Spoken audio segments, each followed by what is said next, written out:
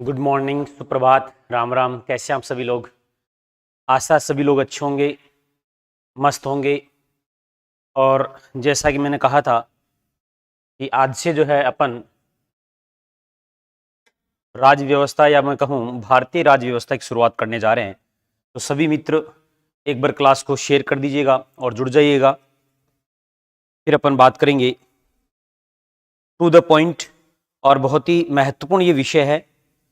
और जितना इसको आप मन लगाकर पढ़ोगे और सामने से जितना मेरा अनुभव रहा है राजनीति विज्ञान के विषय में, ये वो विषय है जिसको आप क्लास में ही याद कर सकते हैं, क्लास के दौरान ही आप उसको अच्छे से पढ़ सकते हैं। उसके बाद जो है इसको आप बहुत बेहतरीन और बहुत अच्छा याद नहीं कर पाते हैं। तो देखो, अब एक्चुअली इसकी शुरुआत कहाँ से करेंगे अपन? दो तीन जगह से पॉलिटिक्स स्टार्ट हो जाता है। एक तो ईस्ट इंडिया कंपनी कब आई, भारत गुलाम कब बना?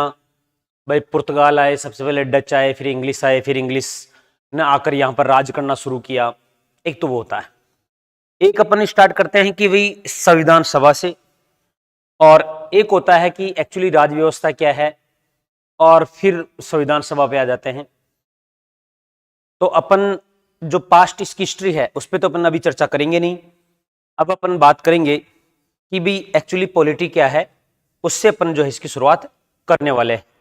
तो सभी मित्र जो है एक बार क्लास को शेयर कर देंगे। चलिए, तो देखो, बड़े आसानी से पहला क्लास है, आराम आराम से चीजों को समझिएगा, पढ़िएगा। अब बात करेंगे अपन भारतीय राज्य व्यवस्था।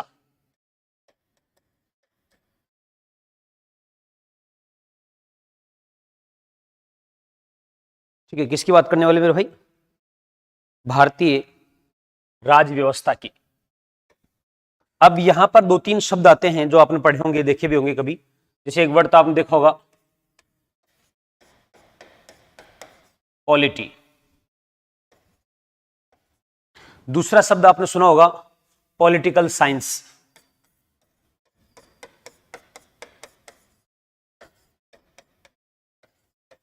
बहुत सारे विद्यार्थी ग्रेजुएशन में या पोस्ट ग्रेजुएशन में आपने पॉलिटिकल साइंस पढ़ी होगी। और एक जो है वर्तमान हम लोग खूब करते हैं, सुना होगा आपने कि भाई ये व्यक्ति जो है पॉलिटिक्स बहुत करता है। एक वर्ड आता है पॉलिटिक्स। तो ये क्या है? देखो, पॉलिटी को अपन बोल देते हैं राज्य व्यवस्था, पॉलिटिकल साइंस को अपन बोल देते हैं राजनीतिक विज्ञान, और पॉलिटिक्स को हम बोल देते हैं राजनीति। ये तीन शब्द हैं। थोड़ा सा भी अंधेरा दिखाई दे रहा होगा, लेकिन चूंकि लाइट नहीं रहती इस टाइम पे, ये मेरे को आभास नहीं था कि रोजाना इस टाइम पे लाइट नहीं रहती है। फिर भी चलो अपन बात करेंगे, आराम से पढ़ेंगे चीजों को एक एक करके। एक चौथा शब्द लें अपन, तो एक चौथा शब्द आता है अपने पास में कॉन्स्टिट्यूशन। और मैं चाहता हूं जितना मैं लिख रहा हूं वो चीजें आप लिखते जाइएगा, जिसको हम बोलते हैं संविधान। कॉन्स्टिट्यूशन यानी कि संविधान। अब देखिएगा, पॉलिटी यानी राज्य व्यवस्था, पॉलिटिकल साइंस यानी राजनीतिक विज्ञान, पॉलिटिक्स यानी राजनीति, और कॉन्स्टिट्यूशन यानी संविधान। तो आप कहोगे गुरुजी हम तो ये पढ़ना, हमारे को तो ये भी क्या अपने विषय हैं, क्या ये भी कंपटीशन में पूछे जाते हैं? देखो, पहली बात तो मैं पहले से क्लियर कर रहा हूं, अपन 0 टू हायर लेवल तक की पॉलिटिक्स पढ़ेंगे यदि अपन विषय स्टार्ट किया है। यानी आप चाहे भारत का किसी भी राज्य स्तर का कोई भी एग्जाम दे लीजिए, यदि अपन ने एक बार इसको ढंग से पढ़ लिया, इसके बाद में जो है अपन को और कोई विषय और पढ़ने की, इससे जुड़े हुए मैटर आपको आवश्यकता नहीं पड़ेगी, मैं पूरे विश्वास के साथ कह सकता हूं। खैर, अब इन तीन वर्ड देखिएगा। सबसे पहले पॉलिटी, पॉलिटिकल साइंस और पॉलिटिक्स। इनमें महत्वपूर्ण शब्द एक आपको कॉमन दिख रहा होगा, और वो है पॉली। दिख रहा आपको क्लियर सा? और इसी से बन जाता है पॉलिस। अब ये है क्या, तो ये एक लैटिन वर्ड है, लैटिन शब्द है, और इसका अर्थ क्या होता है, शहर या राज्य, शहर या राज्य। इसका मतलब ये हो गया कि इन सभी में एक वर्ड शहर या राज्य छुपा हुआ है। अब बात ये आती है सर ये शहर या राज्य क्या है, ये तो आपने अंग्रेजी के वर्ड लिख दिए, साथ में हिंदी लिख दिए। मैं शुरुआत करने की कोशिश कर रहा हूं कि इस विषय को अपन कहां से पढ़ेंगे और किस स्तर का पढ़ेंगे, वो जो है मेरे भाई आप कोशिश कीजिएगा, ठीक है ना। तो यानी शहर या राज्य यानी कि पॉलिटी, पॉलिटिकल साइंस, पॉलिटिक्स, इन सभी में एक वर्ड है पॉलिस, और ये एक लैटिन शब्द है जिसका अर्थ क्या है, शहर या राज्य। अब देखो दुनिया का जब निर्माण हुआ होगा सबसे पहले, तो सबसे पहले लोग आए होंगे, मनुष्य का प्रादुर्भाव हुआ, यानी कि इंसान आए, एक आया, दो आए, 100 आए, 1000 आए, यानी कि लोग हो गए। लोगों से क्या बन गई अपने पास में, जनसंख्या। तो कोई भी राज्य हो, एक सिंपल सा बेसिक सा क्वेश्चन बन जाता है कि कोई भी राज्य या किसी राज्य के तत्व कितने हैं, तो किसी भी राज्य के तत्व होते हैं मेरे भाई 4। कितने तत्व होते हैं, 4 तत्व होते हैं। और वो 4 तत्व कौन कौन से देखिएगा, सबसे पहले तो अपन बात कर सकते हैं कि जनसंख्या। यदि जनसंख्या है तो उसको रहने के लिए क्या चाहिए भाई, क्षेत्रफल चाहिए। मेरी बात समझ में आ गई आपको, यानी जनसंख्या है तो उसके लिए रहने के लिए क्या चाहिए, क्षेत्रफल चाहिए। और क्षेत्रफल है तो अब यहां के लोगों के ऊपर कुछ नियम कानून बनाने वाला सरकार चाहिए, और सरकार है तो सरकार के पास में क्या होनी चाहिए, पावर होनी चाहिए। इसको हम बोलते हैं संप्रभुता। क्या बोलते हैं, संप्रभुता।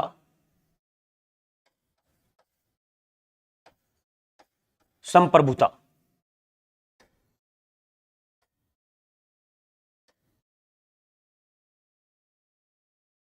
ये 4 एलिमेंट एक राज्य के होते हैं।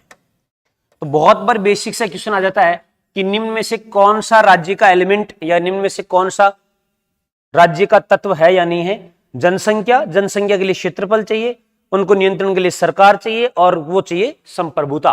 बात आती है संप्रभुता क्या है, तो संप्रभुता अपन जब बात करेंगे संविधान की प्रस्तावना की, भारतीय संविधान की प्रस्तावना की, तो खूब सारी इस पर अपन चर्चा करेंगे संप्रभुता क्या होती है, संप्रभुता का मतलब क्या होता है। यानी कि सिंपल सा कि कोई भी राज्य बाह्य रूप से या आंतरिक रूप से संप्रभु हो सकता है। वैसे संप्रभुता के अनेक प्रकार हैं, इस पे अपन 1 बाय 1 करके अपन चर्चा करते चलेंगे। तो यहां से आपके लिए समझने वाली बात यह है कि एक राज्य के कितने तत्व होते हैं, जनसंख्या, क्षेत्रफल, सरकार और संप्रभुता। यानी कितने तत्व होते हैं भाई, 4 तत्व होते हैं। कितने एलिमेंट होते हैं, 4 एलिमेंट होते हैं किसी भी राज्य के। यानी कोई भी राज्य है तो उसके 4 एलिमेंट होंगे, और वो 4 एलिमेंट कौन कौन से हैं ये आपको ध्यान रखना है। अब बात आती है कि ये राज्य व्यवस्था किसे कहेंगे, राजनीति विज्ञान किसे कहेंगे, राजनीति किसे कहेंगे। देखो राज्य व्यवस्था क्या है, यानी राज्य को चलाने के लिए जो व्यवस्था होगी उसको अपन क्या बोलते हैं, राज्य व्यवस्था। मेरी बात को ध्यान देना कि राज्य को चलाने के लिए जो व्यवस्था होगी, राज्य को चलाने के लिए जो व्यवस्था होगी उसको अपन क्या बोलते हैं, राज्य व्यवस्था। और उस राज्य व्यवस्था के बारे में अध्ययन करना, उस राज्य व्यवस्था के बारे में अध्ययन करना क्या कहलाता है, राजनीति विज्ञान कहलाता है। किसी भी राज्य को चलाने के लिए जो व्यवस्थाएं हैं उसको अपन क्या बोलते हैं, राज्य व्यवस्था। और उस राज्य व्यवस्था के बारे में अध्ययन करना क्या कहलाता है, राजनीति विज्ञान। यानी कि भाई जैसे मान लीजिए डेमोक्रेसी है या ऑटोक्रेसी है, प्रजातंत्र है, लोकतंत्र है, इसमें क्या अच्छाइयां हैं क्या बुराइयां हैं, ये अध्ययन करना क्या कहलाता है, राजनीति विज्ञान। और इसका अप्लाई करना, इसको प्रयोग करना, किसको, राजनीति विज्ञान का प्रयोग करना या उपयोग में लेना ही क्या है, राजनीति है। यानी कि राजनीति विज्ञान का प्रयोग करना ही क्या है, राजनीति है। फिर बात आती संविधान। तो संविधान क्या है, तो ये एक कानूनों का संकलन है। यानी किसी राज्य की व्यवस्था को चलाने के लिए अनेक नियम कानून बनाने पड़ते हैं, कहीं लिखित हैं कहीं अलिखित हैं। इसकी अपन आगे चर्चा करेंगे कि कहां लिखित है कहां अलिखित है। लिखित क्या होता है, अलिखित क्या होता है, विश्व का सबसे बड़ा लिखित संविधान किसका है, विश्व का सबसे छोटा लिखित संविधान किसका है, पहला संविधान किसका है ना, अलिखित क्या होता है, इन सब की चर्चा करेंगे। लेकिन बेसिक सी जानकारी दे रहा हूं मैं कि संविधान क्या है, तो कानूनों का संकलन है, नियमावली के संकलन है, जो कि एक राज्य व्यवस्था के लिए चाहिए। तो वो क्या है भाई, एक संविधान है। मेरी बात समझ में आ गई आपको? ये शब्दावली जो है आपके माइंड में सेट हो जानी चाहिए यहां से कि भाई ये शब्दावली क्या है। ठीक है, तो पॉलिटी राज्य व्यवस्था, पॉलिटिकल साइंस राजनीति विज्ञान, पॉलिटिक्स राजनीति, कॉन्स्टिट्यूशन संविधान। फिर मैंने कहा कि इन सभी का जो शब्द है एक है पॉलिस, जो लैटिन शब्द है जिसका अर्थ है शहर या राज्य। तो किसी भी राज्य या शहर या कोई प्रदेश हो सकता है, इसके 4 एलिमेंट होते हैं, जनसंख्या, क्षेत्रफल, सरकार और संप्रभुता। Is that clear? यहां तक मेरे हिसाब से आप सबको समझ में आ गई होगी बात जो मैं बताना चाह रहा हूं। आगे बढ़ जाएं अब, चलिए अब देखो राजनीति की स्टार्ट कहां से हुई। हम बात करें कि राज्य व्यवस्था की शुरुआत कहां से होती है, तो कहीं ना कहीं राज्य व्यवस्था की आवश्यकता रही होगी। सबसे पहले इसका उदय या उद्भव जो माना जाता है वो कहां से माना जाता है भाई, यूरोपियन देशों से माना जाता है, यानी कि यूनान या ग्रीक।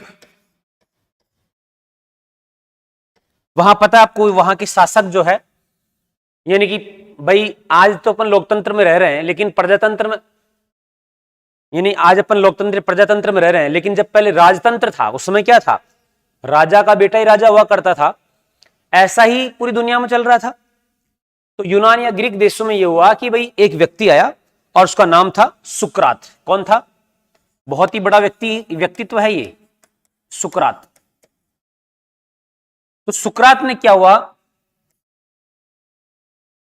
पॉप के विरुद्ध में बोलना शुरू कर दिया, क्योंकि वहां का जो पॉप हुआ करता था या राजा हुआ करता था, अपनी सीधी सी भाषा में बोले तो ये था कि भैया ये तो भगवान की देन है, इसने जो कह दिया वही सत्य है, यही अमर है।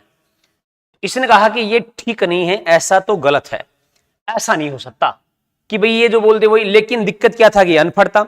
तो इनको जो है सुकरात जो है, इनको कहा जाता है कि ये प्रथम राजनीतिक व्यक्ति थे, प्रथम राजनीतिक व्यक्तित्व है, यानी राजनीति करने कोई व्यक्ति आया। अब ये राजनीति करने कैसे आ गया, कि जो राज्य व्यवस्था चल रही थी उसके अंदर अच्छाइयां और बुराइयां करने बताने लग गए कि अच्छा ये बुरा है, इसलिए प्रथम राजनीतिक व्यक्तित्व है। लेकिन इनके साथ ये थी कि ये एक निरक्षक व्यक्तित्व थे। तो इनकी बातों को अच्छा लगा लोगों ने और सुनना शुरू कर दिया। और एक व्यक्ति था प्लेटो, नंबर 2 पे, ये इनका शिष्य बन गया और इनकी बातों को लिखने लग गया, पढ़ने लग गया। ये पढ़ा लिखा व्यक्ति था और सुकरात के उपदेशों को, जो वहां का पॉप था उसके विरुद्ध जो बोली गई अच्छाइयां और बुराइयां, इन्होंने लिखना स्टार्ट कर दिया। और उन्होंने लिखा, एक बुक लिखी, और वो बुक थी कौन सी भाई, द रिपब्लिक। The Republic. तो बहुत बार सीधा सीधा क्वेश्चन ये पूछ लिया जाता है कि द रिपब्लिक पुस्तक किसकी है, तो प्लेटो की है मेरे भाई। किसकी है भाई? प्लेटो की। और इन प्लेटो महोदय के द्वारा सुकरात के विचारों को और आगे पहुंचाने के लिए, अधिक जनता तक पहुंचाने के लिए एक अकेडमी की स्थापना की उन्होंने, द अकेडमी। किसकी स्थापना की?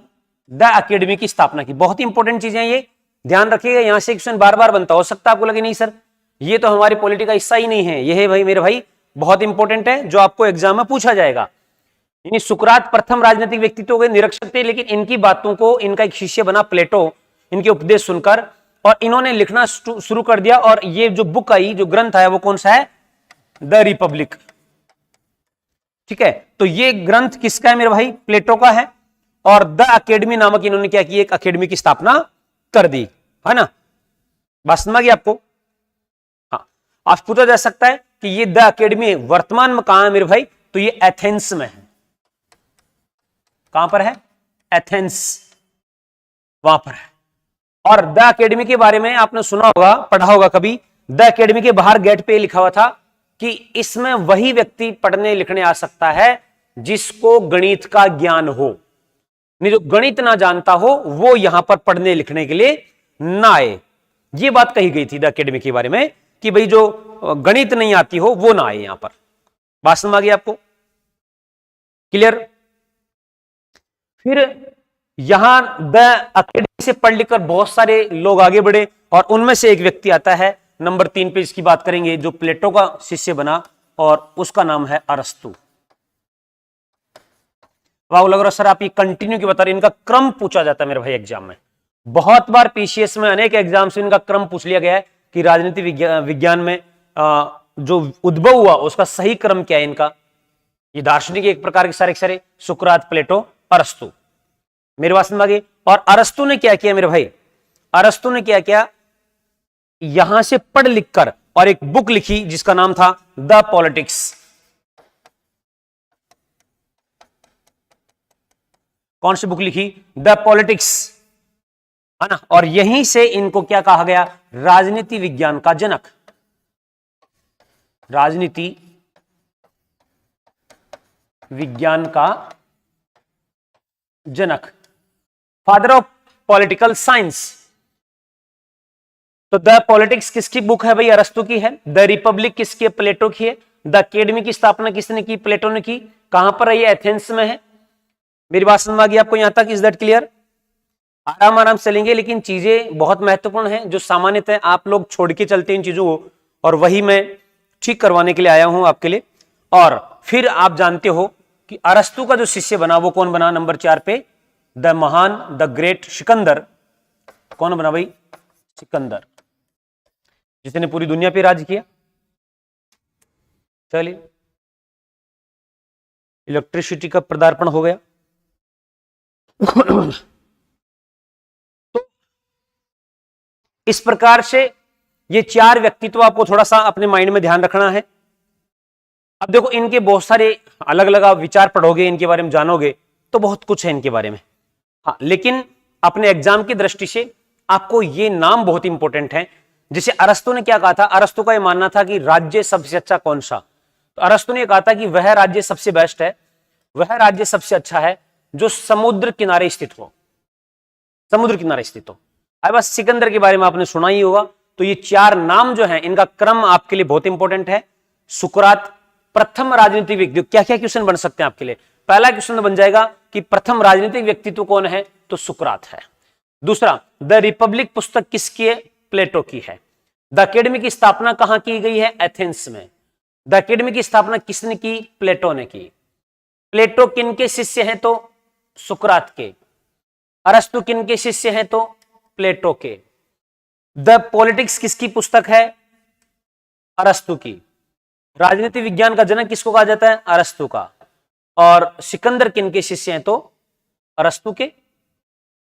और फिर इनका चयनानुक्रम। तो इस बोर्ड से, इतने से आप 10-15 क्वेश्चन बना सकते हो इन्हीं से, और एग्जाम में बार बार क्वेश्चन बने हुए। मैं आपको ये बताना इसलिए चाह रहा हूं यहां पर कि आपको ये समझ में आया कि यहां से क्वेश्चन कैसे बनेंगे और क्या इस स्तर के क्वेश्चन यहां से बनने वाले हैं। हाँ, तो बिल्कुल 101% यहां से क्वेश्चन बनते हैं। तो देखिए, वापस से मैं बता देता हूं अपन क्या पढ़ा है। अपन ने बात की पॉलिटिकल साइंस और पॉलिटिक्स, कॉन्स्टिट्यूशन। क्या अर्थ है? राज्य के कितने एलिमेंट होते हैं? 4 एलिमेंट होते हैं। राज्य व्यवस्था की शुरुआत कहां से हुई? ग्रीक से हुई। क्यों? मैंने बताया कि भाई पॉप के खिलाफ जो है व्यक्ति लिखना शुरू कर दिया। अब देखो, इनका क्रम याद रखने के लिए आप बहुत बार स्पा सेंटर्स के बारे में सुना होगा ना। स्पा सेंटर नहीं, स्पा सेंटर। ये स्पा सेंटर याद रख लेना आप, क्रम इनका याद रखने के लिए कि एस से तो क्या हो जाएगा भाई? सबसे पहले सुकरात, पी से क्या हो जाएगा? प्लेटो, ए से क्या हो जाएगा? अरस्तु, और सेंटर से क्या हो जाएगा? सिकंदर। ठीक है ना? तो स्पा सेंटर, ये 4 क्रम आपको याद रह जाएगा। क्रम यदि एग्जाम पूछ लिया जाता है और ये 4 क्रम याद रहा तो एक दूसरे के शिष्य भी याद रह जाएंगे कि ये इसका शिष्य, ये इसका शिष्य और ये इसका शिष्य। तो मेरे हिसाब से ये चीजें आपको समझ में आ गई होंगी। क्लियर बात यहां तक की? तो आपको बेहतर कंटेंट के लिए लगातार मेहनत करते रहने हैं और अपने नोट्स को अपडेट करना है, अपग्रेड करना है और तैयारी अच्छी करती जानी है। ये नहीं हाँ चलो ठीक है अब एग्जाम हो चुका है, अब तो क्या है, अब तो मामला हो चुका है खत्म, अब हम क्या करने वाले हैं, ये नहीं होना चाहिए। क्लियर मेरे भाई? यहां तक की बात समझ में आ गई आप सबको? आगे बढ़ जाएं, चले आगे बढ़ते हैं। अब देखो ये तो बेसिक सी जानकारी थी, लेकिन अपना उद्देश्य तो क्या है? संविधान। देखो संविधान निर्माण, तो हेडिंग डालेंगे अपन अब संविधान निर्माण की।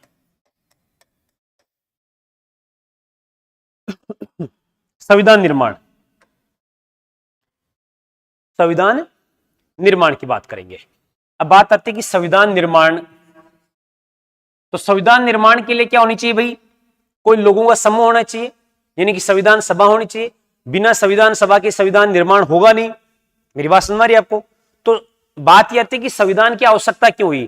तो अभी अपन शुरू में बात कर रहे थे कि भारत अंग्रेजों का गुलाम था और लगभग 200 वर्षों तक गुलाम रहा। अंग्रेजों ने बहुत सारे नियम बनाए, अनेक नियम बनाए, मोटे मोटे आपने सुने होंगे, ज्यादा नहीं तो 1919 का अधिनियम, 1935 का अधिनियम, आई बात समझ आपको? और भी यदि आपने इतिहास पढ़ा होगा, मॉडर्न हिस्ट्री पढ़ी होगी, तो बहुत सारे नियम आए हैं, वो अलग से एक चैप्टर, एक अलग से रिदम है, वहां पर अपन इसकी चर्चा करने वाले हैं। लेकिन ये जितने भी नियम कानून अंग्रेजों ने बनाए थे खुद के फायदे के लिए बनाए थे।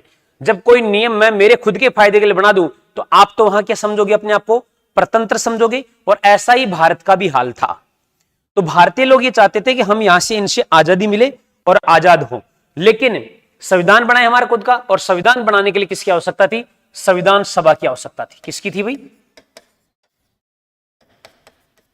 संविधान सभा की आवश्यकता थी। क्या चाहिए? संविधान सभा चाहिए, क्योंकि बिना संविधान सभा के आप संविधान का निर्माण कर नहीं सकते। बात करो सर संविधान सभा क्या होती है? तो संविधान सभा का मतलब एक लोगों का समूह जो मिल बैठकर और क्या बनाएंगे? कानून बनाएंगे। संविधान सभा का मतलब क्या हो गया?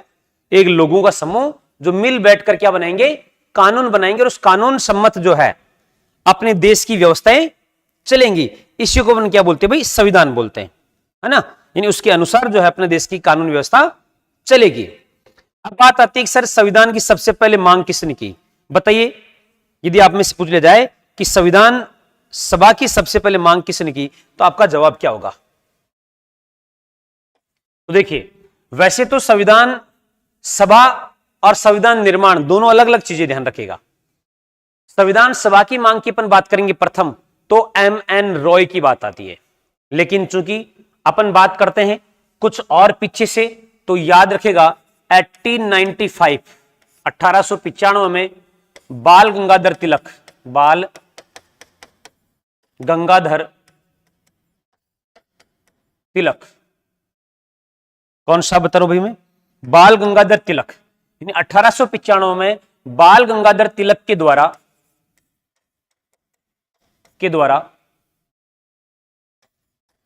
संविधान निर्माण की सबसे पहले मांग की गई, सबसे पहले मांग की गई। यानी कि 1895 में बाल गंगाधर तिलक के द्वारा संविधान निर्माण की सबसे पहले मांग की गई। और किसके तहत की गई उन्होंने?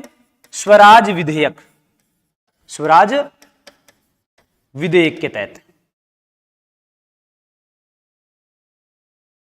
तो पहला पॉइंट याद रखना है कि बाल गंगाधर तिलक के द्वारा संविधान निर्माण की मांग की गई, या संविधान सभा की बात नहीं कर रहा हूं मैं, संविधान निर्माण की मांग की गई बाल गंगाधर तिलक द्वारा 1895 ईस्वी में की गई भाई। क्लियर? और किस विधेयक के तहत? तो याद रखेंगे स्वराज विधेयक के तहत। ठीक है। दूसरा पॉइंट, 1916 में आपको पता होगा होम रूल आंदोलन चला था भाई, आंदोलन, होम रूल आंदोलन। इसमें भी संविधान निर्माण की बात की गई, और क्या की गई? घरेलू शासन की मांग की गई। क्या? घरेलू शासन की मांग की गई। घरेलू शासन का तात्पर्य वही है सेम ही, कि भाई भारतीयों का शासन भारतीयों के अनुसार हो, क्योंकि अंग्रेजों ने जो कानून व्यवस्थाएं जो बनाई थी वो उनके अपने खुद के फायदे के अनुसार बनाई थी। तो 1895 में बाल गंगाधर तिलक के द्वारा सबसे पहले मांग की गई। फिर होम रूल आंदोलन, जिसमें घरेलू शासन की मांग की गई, बात समझ में आ गया। फिर देखिए, आपको पता होगा फर्स्ट वर्ल्ड वॉर चल रहा था भाई, 1915 से 1919 के बीच में जो है ये प्रथम विश्व युद्ध का समय था। प्रथम विश्व युद्ध चल रहा था और इस समय जो है महात्मा गांधी एमजी, या मैं बात करूं महात्मा गांधी जो है वो भारत आ चुके थे, बात पता होगा आपको, अफ्रीका से। और जैसे महात्मा गांधी भारत आए थे, अंग्रेजों ने महात्मा गांधी को तोख लिया था। अंग्रेज जानते थे कि महात्मा गांधी बहुत ही पावरफुल व्यक्तित्व है और ये जो बात धार लेंगे, जो मान लेंगे, ये करके मानेंगे। तो अंग्रेजों ने बहुत सारी उपाधि दे दी थी और अंग्रेजों ने महात्मा गांधी को यह कहा, क्योंकि इस समय अंग्रेजों क्या चाहिए थे, सैनिक चाहिए थे, और सैनिक कौन दे सकता था, भारत में बहुत सारे लोग थे, जनसंख्या खूब थी उस जमाने में भी। तो अंग्रेजों ने महात्मा गांधी से कहा कि गांधी जी, आप भारतीय लोगों से कहो कि वो सेना में आए या सेना को ज्वाइन करें ज्यादा से ज्यादा, और जैसे ये वर्ल्ड वार खत्म होगा हम आपको क्या कर देंगे, आजाद कर देंगे। और महात्मा गांधी जो है इनकी बातों को मानते हुए, और महात्मा गांधी ने भारतीय लोगों से आह्वान किया था, भारतीय लोगों से क्या किया था, आह्वान किया था कि आप सेना में भर्ती हो, क्या हो, सेना में भर्ती हो। इसीलिए महात्मा गांधी को क्या कहा जाता है, भर्ती करने वाला एजेंट, भर्ती करने वाला एजेंट। बहुत इंपॉर्टेंट स्टेटमेंट है ये, बहुत बार एग्जाम पूछ लिया जाता है कि भर्ती करने वाला एजेंट किसे कहा जाता है, तो महात्मा गांधी को भर्ती करने वाला एजेंट कहा जाता है। भर्ती करने वाला एजेंट किसको कहा जाता है मेरे भाई, महात्मा गांधी को कहा जाता है। एक एक पॉइंट पे बात करेंगे अपन, मेरी बात को फिर से ध्यान से देना। 1895 में बाल गंगाधर तिलक के द्वारा संविधान निर्माण की सबसे पहले मांग की गई स्वराज विधेयक के तहत। 1916 में होम रूल आंदोलन चला, जिसमें घरेलू शासन की मांग उठती है। और ये फर्स्ट वर्ल्ड वॉर के समय जब महात्मा गांधी भारत आ चुके थे, और महात्मा गांधी को अंग्रेजों ने बहुत सारी उपाधि दे दी थी, और महात्मा गांधी से ये कहा गया अंग्रेजों के द्वारा कि आप जो है भारतीय लोगों को आह्वान कीजिए कि सेना में ज्यादा से ज्यादा भर्ती हो, उसके बाद हम जो है आपके देश को आजाद कर देंगे। इसलिए गांधी जी इनकी बातों में आकर भारतीय लोगों को कहा कि ज्यादा से ज्यादा सेना में आए, इसीलिए महात्मा गांधी क्या कहा जाता है भाई, भर्ती करने वाला एजेंट कहा जाता है। उसके बाद महात्मा गांधी को पता लग गया कि तो दोगले लोग हैं, बहुत ही झूठ बोलते हैं, गलत लोग हैं। फिर क्या होता है, 1922 की बात करते हैं। 1922 में महात्मा गांधी ने एक सभा में क्या कहा था, वो है कि भारतीयों का संविधान भारतीय लोगों की इच्छा के अनुसार हो, या कई जगह आपको यह भी लिखा मिल जाएगा, अप्रत्यक्ष रूप से इन्होंने अफ्रीका के संविधान के तर्ज पर जो है इसकी मांग की थी। तो यह भी बात आ जाती है कि महात्मा गांधी ने संविधान निर्माण की पहली मांग कब की थी, तो 1922 में की। देखो, ये मैं केवल संविधान निर्माण की बात कर रहा हूं, संविधान सभा की बात नहीं कर रहा हूं अभी तक। जो भी स्टेटमेंट मैं आपको लिखा रहा हूं, जो भी बता रहा हूं, उसको ध्यान से समझिएगा, आप पढ़िएगा तो पता लगेगा कि भारतीयों का जो संविधान है वो भारतीय लोगों की इच्छा के अनुसार हो, या अफ्रीका के संविधान के तर्ज पे हो। अप्रत्यक्ष रूप से इस प्रकार से कई जगह अपन इसको कोट कर देते हैं।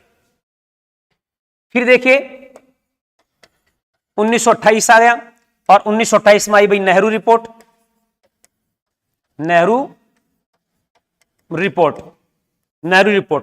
और ये नेहरू रिपोर्ट किसने तैयार की थी, किसकी अध्यक्षता में तैयार हुई थी भाई, तो मोतीलाल नेहरू, यानी कि जवाहरलाल नेहरू के बापू, यानी कि पिताजी, इनकी अध्यक्षता में जो है नेहरू रिपोर्ट तैयार की गई थी। एक एक पॉइंट पे ध्यान दीजिएगा, एक एक पॉइंट नोट डाउन कीजिएगा, और चीजों को क्रम से याद करने की कोशिश कीजिएगा, याद हो जाएंगे आराम से। तो ये जो नेहरू रिपोर्ट, इसको कहा जाता है कि ब्रिटिश भारत का पहला लिखित संविधान था। ये ब्रिटिश भारत का पहला लिखित संविधान, यानी ये जो नेहरू रिपोर्ट थी एक प्रकार से क्या था, ब्रिटिश भारत का पहला लिखित संविधान था। और इसमें क्या क्या शामिल किया था, इसमें मौलिक अधिकार, क्या क्या था इसके अंदर, मौलिक अधिकार, अल्पसंख्यकों के अधिकार, और सबसे इंपॉर्टेंट बात यहां डोमेनियन स्टेट, डोमेनियन स्टेट की मांग की थी इन्होंने।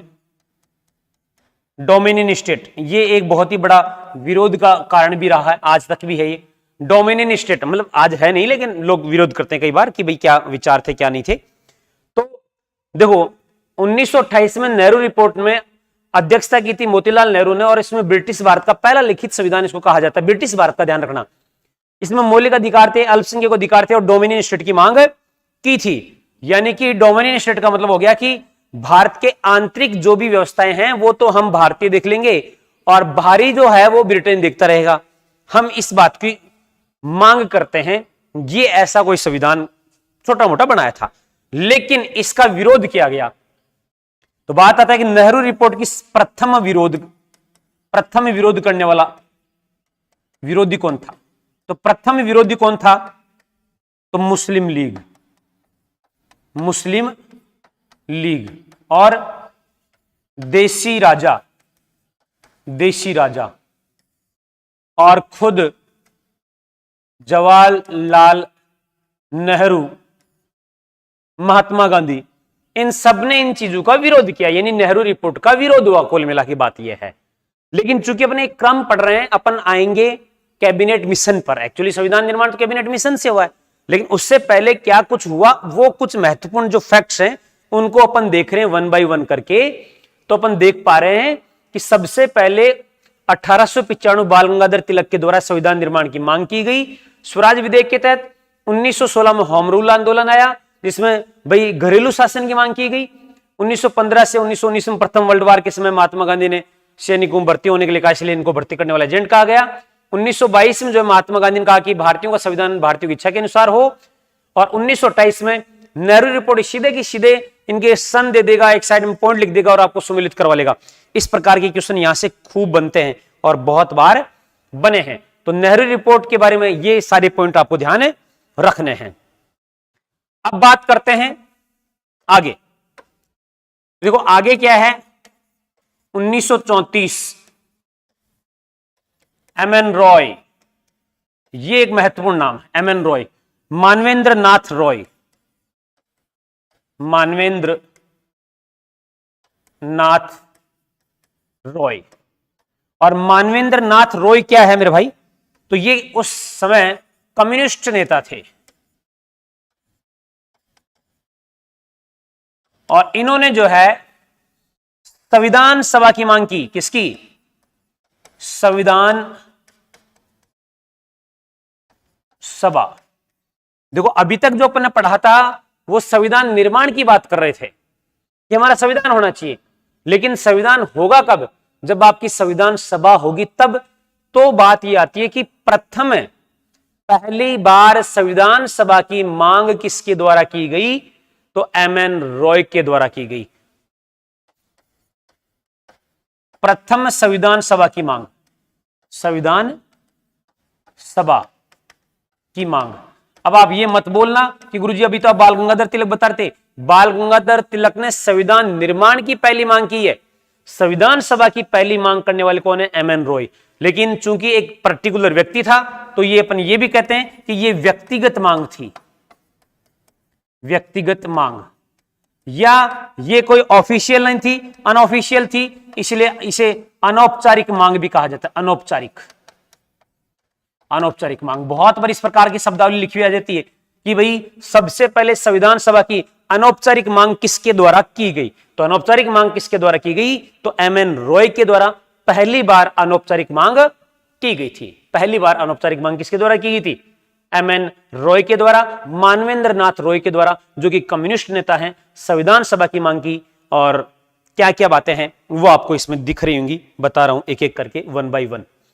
आपको चीजें समझ में आनी चाहिए, क्लियर सी आनी चाहिए, और एक एक चीज आप नोट डाउन कीजिएगा, रिवीजन कीजिएगा, जिससे आपको और बेहतर कंटेंट समझ में आएगा। क्लियर भाई, यहां तक की बात। फिर बात आती है 1935 की। 1935 में कांग्रेस पार्टी के द्वारा संविधान सभा की मांग की गई। संविधान सभा की मांग की इसके द्वारा भाई, कांग्रेस पार्टी के द्वारा। तो ये इसे कहा जाता है कि पहली औपचारिक मांग। वो तो अनौपचारिक थी, प्रथम औपचारिक मांग, यानी ऑफिशियल मांग जो है संविधान सभा की, पहली कब हुई? तो 1935 में हुई। और किसके द्वारा हुई? कांग्रेस पार्टी के द्वारा। देखो 1895 बाल गंगाधर तिलक के द्वारा स्वराज विधेयक में मांग की गई संविधान निर्माण की। 1916 में होम रूल के द्वारा अपना मांग की गई। फिर भर्ती करने वाला एजेंट महात्मा गांधी को कहा गया। फिर 1922 में महात्मा गांधी ने कहा कि भाई भारतीयों को संविधान भारतीयों की इच्छा के अनुसार हो। फिर अपन बात देख रहे हैं 1928 में नेहरू रिपोर्ट आ गई, जिसमें डोमिनियन स्टेट की मांग की गई, जिसका विरोध किया गया। और 1934 में MN रॉय के द्वारा प्रथम अनौपचारिक मांग की गई, किसकी? संविधान सभा की। और 1935 में कांग्रेस पार्टी के द्वारा पहली औपचारिक मांग संविधान सभा की गई। क्लियर? तो 1 by 1 करके एक एक चीज अपन इसमें ऐड करते जाएंगे। फिर 1936 आया, और 1936 में एक और चीज इसमें जोड़ दी गई भाई, और वो क्या जुड़ी उसकी भी अपन बात कर लेते हैं। तो 1936 में क्या हुआ भाई? कांग्रेस का हर साल अधिवेशन हुआ करता था, तो फैजपुर अधिवेशन हुआ, और उसमें कहा कि चुनी हुई संविधान सभा होनी चाहिए। क्या भाई? फैजपुर अधिवेशन में क्या मांग हुई? कि चुनी हुई संविधान सभा होगी। यानी संविधान सभा ऐसे नहीं कि भैया कोई अंग्रेज थोप दे, क्यों डर था कि मान लो अंग्रेज ने अपनी मांग मान ली संविधान सभा की, और फिर बाद में जो है कह दिया कि अच्छा ये आपकी संविधान सभा है। ऐसा नहीं चलेगा। संविधान सभा कैसी होनी चाहिए? इलेक्टेड होनी चाहिए। इलेक्टेड मेंबर्स इसमें संविधान सभा में होने चाहिए। क्वेश्चन पूछ लेगा कि बताइए कांग्रेस पार्टी के द्वारा पहली बार चुनी हुई संविधान सभा की मांग कब की गई? 1936 में की गई। कहां की गई? फैजपुर अधिवेशन में की गई। कौन से अधिवेशन में? फैजपुर अधिवेशन में। और फिर बात करें आगे 1938 में संविधान सभा में वयस्क मताधिकार की मांग की गई। किसकी? वयस्क मताधिकार। यह बहुत ही बेहतरीन बात है। किसकी बात की गई? वयस्क मताधिकार की मांग 1938 में की गई। वयस्क मताधिकार की मांग कब की गई? 1938 में की गई। एक एक चीज। सबसे पहले 1895, देखो मैंने स्टार्ट कहां से किया पता आपको? पॉलिटिक्स क्या है, पॉलिटिकल साइंस क्या है, पॉलिटी क्या है, कॉन्स्टिट्यूशन क्या है, ये सभी पॉलिस से बने हैं। पॉलिस एक लैटिन वर्ड है जिसका अर्थ शहर या राज्य होता है। शहर या राज्य के चार तत्व होते हैं। सॉरी, कितने तत्व होते हैं? 4। जनसंख्या, क्षेत्रफल, सरकार और संप्रभुता। फिर मैंने कहा कि एक्चुअली राजनीति विज्ञान का उद्भव कहां से हुआ? तो मैंने कहा यूरोपीय कंट्रीज से हुआ, अरब से हुआ, या अपन बात करें ग्रीक से हुआ। वहां के पॉप, वहां के साम्राज्य के खिलाफ सबसे पहले जो व्यक्ति आया वो कौन सा था? मैंने कहा था, ट्रिक बताई थी, स्पा सेंटर। याद रखना। क्या? Spa centre. तो ऐसे क्या याद रखोगे? सुकरात। तो सुकरात आया और उसने वहां के पॉप के खिलाफ लिखना स्टार्ट कर दिया, लिखना से बोलना स्टार्ट कर दिया, क्योंकि अनपढ़ व्यक्ति था। इनका पहला एक शिष्य बना प्लेटो, और प्लेटो ने जो उन्हीं के विचारों को एक बुक लिखी वो है द रिपब्लिक। साथ में इन्होंने एक अकेडमी की स्थापना की, द अकेडमी। इस अकेडमी में लिखा था यहां केवल गणित पढ़ने वाले व्यक्ति ही आए, जिनको गणित का ज्ञान हो वही आए, बाकी दूसरा ना आए। और यहां से एक इनका शिष्य निकलता है जिसका नाम था अरस्तु। अरस्तु की जो बुक है वो है द पॉलिटिक्स, इसीलिए इनको कहा जाता है पॉलिटिक विज्ञान का जनक। और अरस्तु का जो शिष्य निकल के आया वो है सिकंदर, जिसने पूरी दुनिया पर राज किया। ये एक क्रम मैंने आपको बताया था स्पा सेंटर से, साथ में फिर अपन आगे बात कर रहे हैं कि भारतीय संविधान की अपन को बात करनी है, तो भारतीय संविधान सभा की अपन पढ़ना है। लेकिन संविधान सभा, संविधान निर्माण, तो संविधान निर्माण किससे होता है? संविधान सभा से। तो संविधान सभा कैसे बनी, उससे पहले अपन बात करें कि 1895 सबसे पहले बाल गंगाधर तिलक के द्वारा संविधान निर्माण की मांग की गई स्वराज विधेयक के तहत। उसके बाद में 1916 में होम रूल आंदोलन में आंतरिक शासन की मांग की गई। उसके बाद में महात्मा गांधी 1915 में जब भारत आ गए थे तो अंग्रेजों ने महात्मा गांधी को बहुत सारी उपाधियां दे दी थी, और उस समय फर्स्ट वर्ल्ड वॉर चल रहा था, अंग्रेजों की हालत खराब थी। अंग्रेजों ने महात्मा गांधी से कहा कि आप भारतीय लोगों से बोलिए कि वो ज्यादा से ज्यादा सेना में भर्ती हो, और जैसे ही हम आजाद, हमारा युद्ध समाप्त हो जाएगा, हम आपको क्या कर देंगे? आजाद कर देंगे। ठीक है, इसीलिए महात्मा गांधी ने भारतीय लोगों से आह्वान किया। इसलिए महात्मा गांधी क्या कहा जाता है? भर्ती करने वाला एजेंट कहा जाता है। महात्मा गांधी ने 1922 में यह कहा कि भारतीयों का संविधान भारतीयों की इच्छा के अनुसार हो, यानी कि इनडायरेक्टली अफ्रीका जैसा संविधान हो। फिर बात करें 1928 में तो नेहरू रिपोर्ट आई, और नेहरू रिपोर्ट में डोमिनियन स्टेट की मांग की गई जिसका विरोध किया गया। फिर 1934 में एमएन रॉय, ये सबसे इंपोर्टेंट नाम ध्यान रखना, मानवेंद्र नाथ रॉय जो कम्युनिस्ट पार्टी से या कम्युनिस्ट विचारक थे, इन्होंने सबसे पहले अनौपचारिक अनऑफिशियल संविधान सभा की मांग की। तो क्वेश्चन आता है सबसे पहले संविधान सभा की मांग किसने की? एमएन रॉय के द्वारा। कब की गई? 1934 में की गई। ठीक है, फिर 1935 में कांग्रेस पार्टी के द्वारा संविधान सभा की मांग की गई, जो कि एक औपचारिक मांग है। पहली औपचारिक मांग कांग्रेस पार्टी ने कर ली। 1936 में कांग्रेस पार्टी के फेजपुर अधिवेशन में कहा गया कि भैया जो संविधान सभा बनेगी, क्योंकि अभी अंग्रेजों ने माना नहीं था, स्वीकार नहीं किया था कि भैया संविधान सभा जो होगी वो निर्वाचित होगी, यानी कि मनोनीत नहीं होंगे। फिर 1938 में कांग्रेस पार्टी का फिर से अधिवेशन हुआ, उसमें वयस्क मताधिकार की बात कर ली गई। और अब जो कि 1939 में सेकंड वर्ल्ड वॉर आ चुका था, अंग्रेजों के लिए बड़ी आफत फिर से आ चुकी थी। तो 1939 से 1945 तक जब सेकंड वर्ल्ड वॉर चल रहा था, इस समय अंग्रेजों की हालत पतली हो गई थी, अंग्रेज बुरी तरह से हार रहे थे।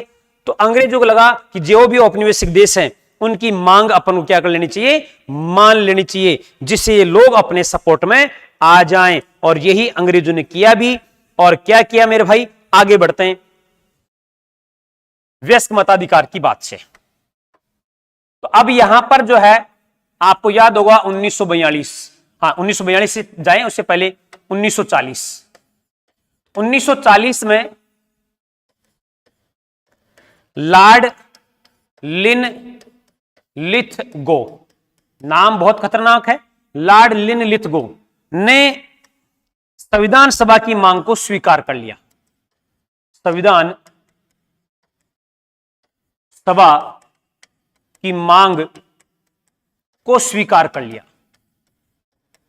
संविधान सभा की मांग को क्या कर लिया? इन्होंने स्वीकार कर लिया कि भैया संविधान सभा है, ठीक है, हम मानते हैं आपकी संविधान सभा बनाएंगे। लेकिन कब, वो तो बाद में बताएंगे। और इसे कहा गया अगस्त प्रस्ताव। क्या कहा गया इसे? अगस्त प्रस्ताव। तो बहुत बार आ जाता है, सुमिलित करवाते हैं, नेहरू रिपोर्ट, अगस्त प्रस्ताव, 2-3 और नाम दे देंगे, क्रिप्स मिशन, कैबिनेट मिशन, सन, और ये 4 नाम दे देंगे और सुमिलित कीजिए। तो ये आपको बहुत बेहतरीन अच्छे से याद होने चाहिए। तो अगस्त प्रस्ताव इसको कहा गया। ठीक है, क्या कहा गया भाई? अगस्त प्रस्ताव किया गया। तो याद रखना कि संविधान सभा की मांग को किस प्रस्ताव से मंजूरी मिली, या अंग्रेजों ने कौन से प्रस्ताव से माना? अगस्त प्रस्ताव से माना। कब माना? 1940 माना। किसने माना था? लॉर्ड लिनलिथगो के द्वारा इस बात को स्वीकार कर लिया गया कि हम आपकी संविधान सभा का निर्माण करेंगे, यानी हम आपकी संविधान सभा का निर्माण करेंगे, बनाएंगे आपकी संविधान सभा, आप निश्चिंत रहिए। ये बात कहने वाले थे लॉर्ड लिनलिथगो। तो आज के लिए तो अपन करेंगे गो, क्योंकि समय कह रहा है कि सर जाइए, आज का समय हो चुका है। आज अपन ने पॉलिटी की एक बेसिक कंसेप्ट वाली क्लास, बहुत ही शानदार क्लास, जहां से प्रत्येक एग्जाम में क्वेश्चन बनता ही बनता है, 101% बनता है। कोई मना नहीं कर सकता कि यहां से क्वेश्चन नहीं बनेगा। बहुत सारे यहां कंफ्यूजन होता है, हर किताबों में कुछ ना कुछ छोड़ दिया जाता है, कुछ ना कुछ ऐड कर दिया जाता है। मैं चाहूंगा इसको ज्यादा से ज्यादा शेयर कीजिएगा और ज्यादा से ज्यादा आप अध्ययन कीजिएगा, और अपने दोस्तों को अगली क्लास के लिए इन्वाइट कीजिएगा।